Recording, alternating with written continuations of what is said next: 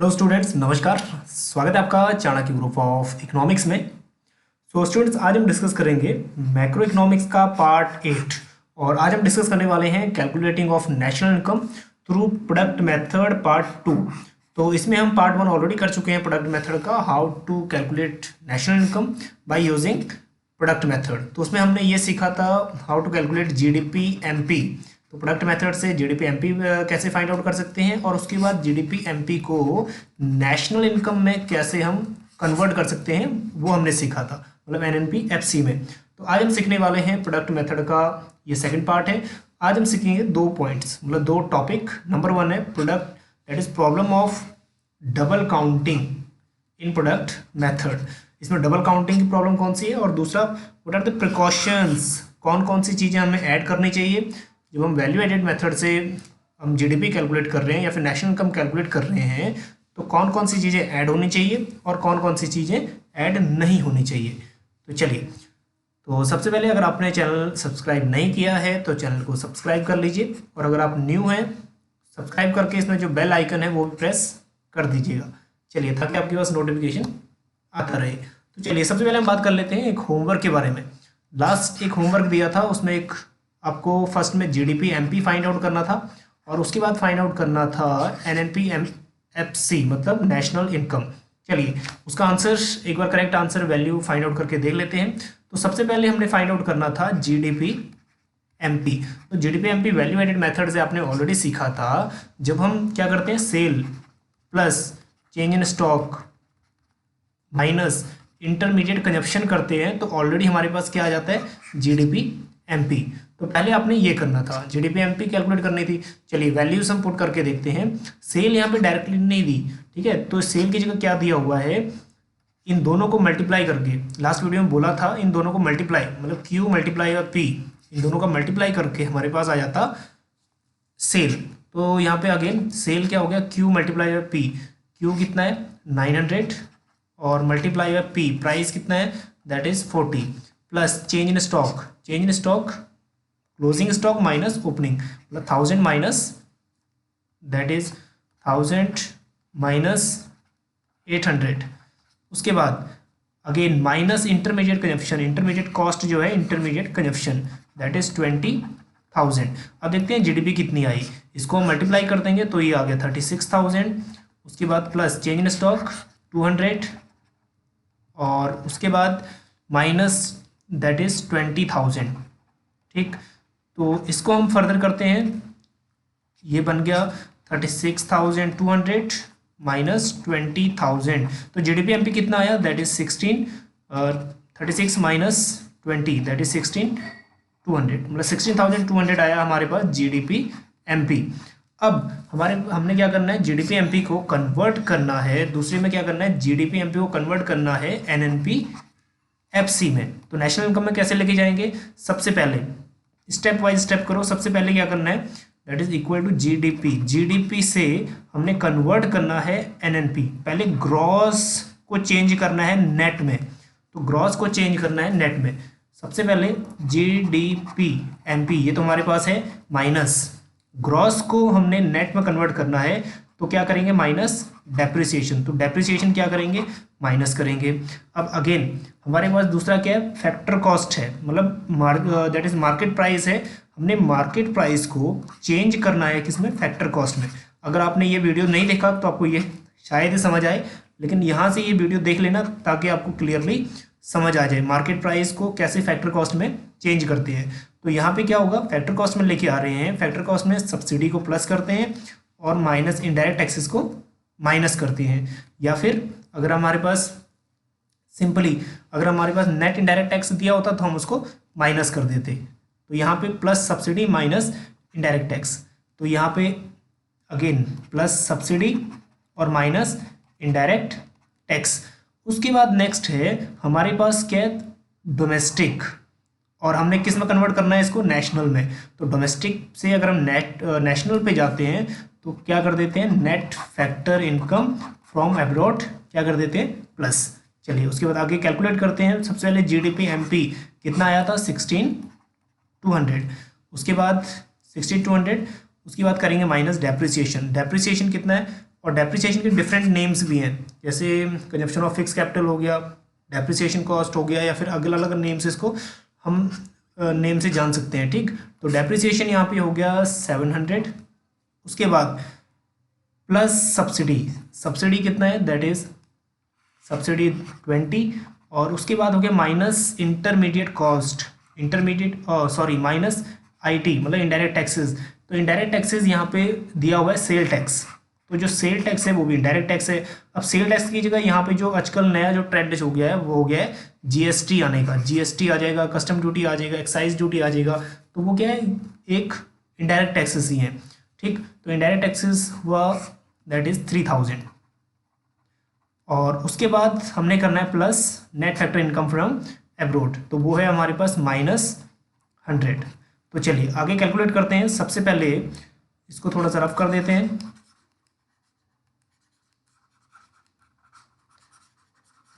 चलिए सबसे पहले हमने क्या लेना है, -16,200 माइनस 700 माइनस हो रहा है, 3000 माइनस हो रहा है, और -100 हो रहा है, तो इनको सबको प्लस करेंगे, 700 100 800 प्लस 3000 मतलब ये हो गया -3800 प्लस 20।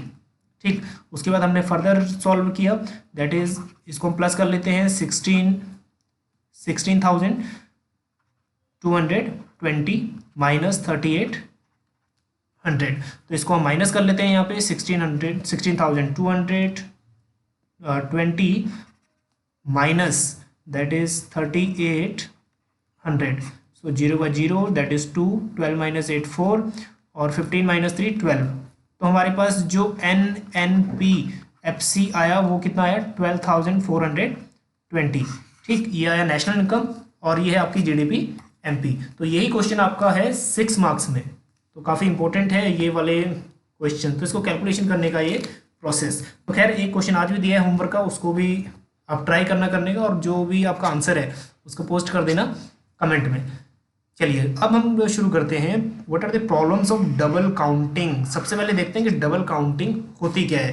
देखो आपको ना एक लास्ट टाइम में एक ये वाला चार्ट या फिर ये वाला एस्टिमेशन ऑफ वैल्यू एडेड ये वाला मेथड कराया था वैल्यू एडिशन का, जिसमें क्या होता है, फार्मर्स, फ्लोर मिल्स, बेकरी और शॉपकीपर, फिर वो कंज्यूमर को डिफरेंट स्टेजेस से प्रोडक्शन होके जाता है। ठीक है, मतलब वीट डिफरेंट स्टेजेस से जाता है।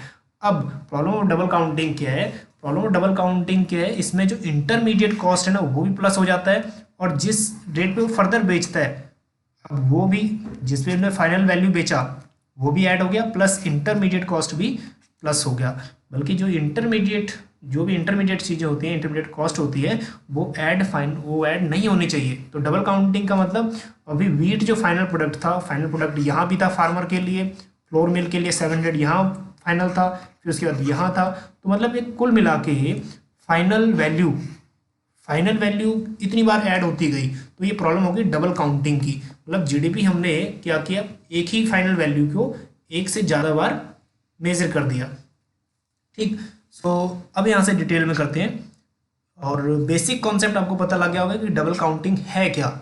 सो in measuring the national income the value of only final goods and services is included. तो सिर्फ फाइनल वैल्यू ही ऐड होता है, इंटरमीडिएट नहीं होता। However the problem of double counting arise when value of intermediate goods is also included along with the value of final goods. तो intermediate goods को भी क्या कर दिया, प्लस कर दिया फाइनल गुड्स के साथ, तो क्या हुई, डबल काउंटिंग प्रॉब्लम अराइज होगी। इंटरमीडिएट गुड्स और GDP इसमें क्या दिखाएगा, बहुत ज़्यादा दिखाएगा। ठीक, मतलब जो आपकी डोमेस्टिक प्रोडक्ट है वो काफ़ी ज़्यादा दिखाएगा, क्योंकि डबल कैलकुलेशन होगी, मतलब more than 1। So double counting refer to, अभी इसकी मीनिंग ये बनेगी, double counting refer to counting of an output more than once, एक से ज़्यादा बार हमने आउटपुट को काउंट कर लिया, और while passing through the various stages of production. A commodity passes through various stages of production before reaching the final stage. और ये हमने पढ़ा था, फाइनल स्टेज तक आते आते वो कितने स्टेजेस या कितने stages various stages of production से प्रोसेस से होके जाती है। ठीक, so when the value of a commodity is taken at each state it is likely to include the cost of inputs more than once. तो तो हम क्या करते हैं, डिफरेंट स्टेजेस में जो इंटरमीडिएट कॉस्ट होता है उसको भी प्लस करते ही रहते हैं फाइनल वैल्यू के साथ साथ, ठीक है। सो इसलिए क्या दिखाता है, it lead to double counting. तो इसमें क्या है, डबल काउंटिंग की प्रॉब्लम अराइज होती है। चलिए एक एग्जांपल के तौर पे हम देख लेते हैं कि वाई डबल काउंटिंग अकर। सो सबसे पहले फार्मर ने जो वीट प्रोड्यूस किया और वीट बेचता है 500 में, ठीक। अब 500 में वीट बेचता है, हम एक हाइपोथेटिकल डाटा ले रहे हैं, वीट फाइनल प्रोडक्ट है फार्मर के लिए, और वो इसको क्या करता है, और ये मान के चलते हैं कि उसकी यहाँ पे कोई भी एक्सपेंडिचर नहीं आया कल्टीवेशन पे कोई एक्सपेंडिचर नहीं आता, तो उसका जो 500 है, जो वैल्यू ऐड की है उसने, वो कितने की है, 500। और उसके बाद वो 500 की जो 500 वैल्यू ऐड करके, मतलब जो 500 का बेच देता है मिलर को, ठीक। उसके बाद मिलर को जो बेचता है, मिलर जो फ्लोर मिल है जहाँ पे आटा बनाया जाता है फ्लोर वीट से, तो फ्लोर मिल क्या करता है, उसमें थोड़ी अपनी वैल्यू ऐड करता है और उसको 700 में बेच देता है बेकर को। बेकर्स मतलब जो बेकरी जो भी उसका ब्रेड बना रहा है या फिर जो भी अदर थिंग्स जो फ्लोर से बनती हैं वो बना रहा है। तो अगेन वो कितनी वैल्यू ऐड करता है उसमें, 200। और उसके बाद, और ये हमने डिटेल में भी किया था लास्ट वीडियो में, तो यहाँ पे हम सिर्फ टच करेंगे इसको। और बेकर्स क्या करता है, बेकर्स जो फ्लोर है बेकर के लिए इंटरमीडिएट गुड्स है, और मैन्युफैक्चर करता है ब्रेड फाइनल गुड्स है, और सेल कर देता है शॉपकीपर को 900 में। तो कितनी वैल्यू ऐड करता है, अगेन 200। उसके बाद शॉपकीपर फाइनल प्रोडक्ट, मतलब जो फाइनल जो ब्रेड है वो देता है फाइनल कंज्यूमर को। तो एक ब्रेड इंटरमीडिएट गुड्स है यहाँ पे शॉपकीपर के लिए, जो उसने सेल करना है आगे। So he sells the entire bread to final consumer for Rs 1000 rupees. और ब्रेड जो फाइनल कंज्यूमर को प्रोवाइड करता है वो है फाइनल प्रोडक्ट, ठीक। सो वैल्यू ऐड कितनी करता है शॉपकीपर, 1000 का बेच देता है और 900 का उसने, मतलब जो कॉस्ट थी वो 900 की थी, तो टोटल वैल्यू ऐड कितना करता है, 100। So in the given example wheat is a final product. अब यही मेन थ्रस्ट है कि फाइनल वैल्यू, फाइनल प्रोडक्ट तो था वो, फार्मर के लिए वीट फाइनल प्रोडक्ट था। उसके बाद फ्लोर मिल के लिए फाइनल प्रोडक्ट था। ब्रेड जो बेकर्स हैं उनके लिए, बेकर्स और शॉपकीपर के लिए फाइनल प्रोडक्ट था। तो वही फाइनल प्रोडक्ट हमने कई बार कई स्टेजेस में ऐड करते रहे जीडीपी में, और तब क्या हो गया, डबल काउंटिंग प्रॉब्लम अराइज होगी। सो अब फाइनल प्रोडक्ट्स जैसे 500 फार्मर्स, उसके बाद मिलर 700, उसके बाद 900 उसको आगे सरपास कर दिया था शॉपकीपर के पास, शॉपकीपर ने कंज्यूमर को कर दिया 1000। तो टोटल वैल्यू एडिशन कितना हुआ, मतलब जो टोटल वैल्यू है फाइनल, वो हुआ टोटल वैल्यू ऑफ आउटपुट 3100, बल्कि फाइनली वो कितने की बिकी थी कंज्यूमर को, 1000 की। तो जीडीपी क्या होगी, जीडीपी 3100। अगर हम टोटल वैल्यू आउटपुट देखें वो, तो अगर हम फाइनल वैल्यू देखें वो है कितना, 1000 जो कंज्यूमर को मिली थी। तो डबल काउंटिंग अराइज इसलिए होगी क्योंकि ये मल्टीपल, बहुत time, more than once final value बार बार ऐड होती रही, इसलिए जो हमारी जीडीपी थी वो काफ़ी ज़्यादा हुई due to problem of double counting. So however careful examination reveal that each transaction contains the value of intermediate goods. तो ये इसलिए हुआ क्योंकि जितने भी फाइनल गुड्स थे उनमें इंटरमीडिएट गुड्स की वैल्यू एड ऑन थी। So the value of wheat is incurred in the value of floor. Value of wheat जो फ्लोर की वैल्यू थी उसमें वीट की वैल्यू भी इंटरमीडिएट कॉस्ट के रूप में थी, जो ब्रेड थी उसमें फ्लोर की वैल्यू थी, और सिमिलरली सो ऑन, ठीक। चलिए, तो ये क्या हुआ, this cause the problem of double counting, so it lead to over estimation of the value of goods and services. तो ओवर एस्टिमेशन इसलिए हुआ क्योंकि मोर देन वंस कैलकुलेट हुआ। Now question is that how to avoid double counting. अब यहाँ से question बनता है, एक तो सिंपल क्वेश्चन बनता है व्हाट इज डबल काउंटिंग। अब यहाँ से बनता है how double counting problem can be solve in an economy. तो डबल काउंटिंग प्रॉब्लम सॉल्व होने के दो मेथड हैं। अब दोनों ही मेथड क्या हैं वो सिखा देते हैं। नंबर 1 है फाइनल आउटपुट मेथड, और नंबर 2 है वैल्यू एडेड मेथड, ठीक। वैल्यू एडेड मेथड जो हम GDP MP value added method. तो पहले देखते हैं फाइनल आउटपुट मेथड है क्या, पहले इसको प्रैक्टिकली देख लेते हैं। यहाँ पे हमने किया था फाइनल वैल्यू आउटपुट जो मेथड है, ये वाला फाइनल आउटपुट मेथड में देखेंगे कि फाइनली वो चीज़ जो 1000 है, फाइनली वो चीज़ शॉपकीपर ने या फिर फाइनल वैल्यू जो फाइनल ट्रांजैक्शन हुई है कंज्यूमर तक वो कितने की थी। ठीक, तो फाइनल आउटपुट मेथड में जो फाइनल आउटपुट सेल हुआ कंज्यूमर को वो देखेंगे, तो वो कितने का था 1000 रुपीज़ का, और कंज्यूमर को जो दिया था। ठीक, एक तो इससे भी प्रॉब्लम सॉल्व हो सकती है। दूसरा मेथड है value added method. Value added method क्या है, जितने भी स्टेजेस हैं उन सब ने अपनी अपनी वैल्यूज़ ऐड की थी, उन सब की वैल्यूज़ को ऐड करके, अगेन सबकी वैल्यू को ऐड करके जो वैल्यू एडिशन आएगा, जिसको हम जीडीपी एमपी भी बोलते हैं, वैल्यू एडेड। ठीक, तो इन सब का ऐड करके जितना भी आया मतलब 1000, तो अगेन क्या हो सकता है, जीडीपी जो डबल काउंटिंग प्रॉब्लम है जीडीपी में वो प्रॉब्लम सॉल्व हो सकती है, या तो हम क्या करें फाइनल आउटपुट मेथड यूज़ करें या फिर वैल्यू एडेड मेथड यूज़ करें। चलिए एक बार डीप स्टडी कर लेते हैं इसकी। So according to this method, value of only final goods should be added to the determine the national income। तो जब नेशनल इनकम निर्धारित कर रहे हैं तो सिर्फ फाइनल गुड्स ही हम ऐड करें। ठीक, so in the given example value of bread is 1000 rupees sold to final consumer. तो फाइनल कंज्यूमर को 1000 की मिली थी, सिर्फ वही ऐड होना चाहिए नेशनल इनकम में। और वैल्यू एडेड मेथड में क्या कह रहा है, according to this method some total of value added by each producing unit should be taken in the national income। जितनी भी वैल्यूज ऐड की हैं उन सबको ऐड करके ये जोड़ा जाना चाहिए नेशनल इनकम में। So in the given example value added by farmer 500, उसके बाद मिलर 200, अगेन बेकरी ने 200 ऐड की थी, शॉपकीपर ने 100 ऐड की थी, तो टोटल वैल्यू कितनी ऐड होगी 1000। सो जो ये वाली वैल्यू है 1000। चलिए अब नेक्स्ट है what are the precautions of value added methods.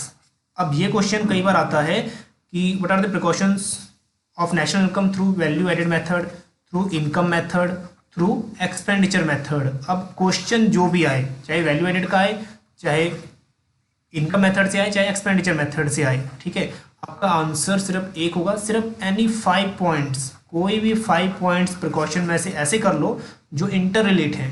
अब इंटर रिलेट कैसे हैं, सबसे पहले क्या करना है, चलो एक एग्जांपल देता हूँ, इनकम। ठीक है, सेकंड हैंड गुड्स जो भी हम second hand goods sale purchase करते हैं वो ऐड नहीं होता।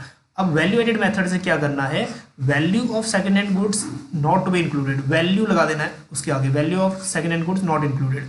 जब इनकम मेथड से करोगे यही प्रिकॉशन आपका ये बन जाएगा, इनकम मेथड से सिर्फ income earn from second hand goods not to be included. और जब हम एक्सपेंडिचर करेंगे एक्सपेंडिचर मेथड से तो ये सिंपली चेंज हो जाएगा, expenditure on second hand goods and services not to be included. तो मतलब सिर्फ आपका वे ऑफ एक्सप्रेशन बदल जाएगा, बाकी चीज़ें सेम रहेंगी।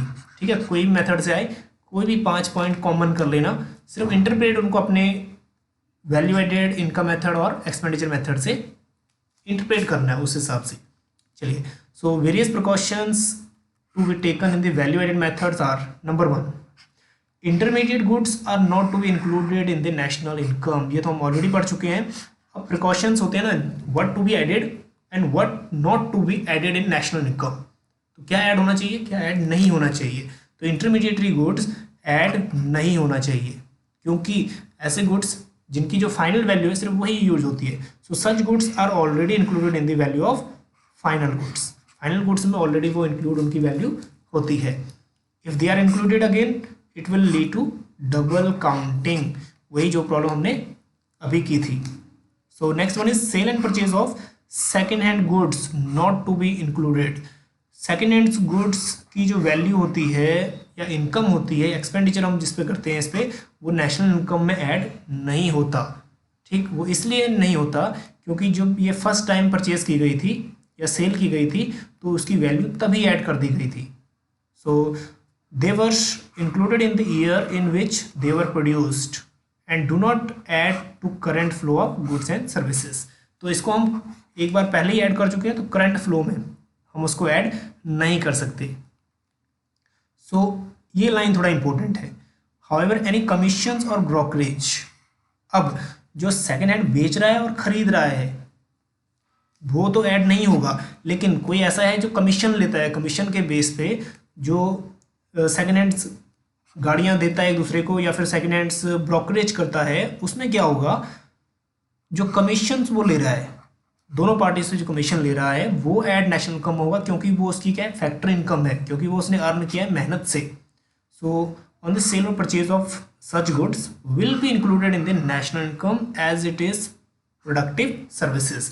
तो प्रोडक्टिव सर्विसेज हैं, कुछ काम किया है, काम के बदले जो ऐड जो हमें सैलरी मिलती है या फिर जो इनकम मिलती है उसको हम बोलते हैं फैक्ट्री इनकम।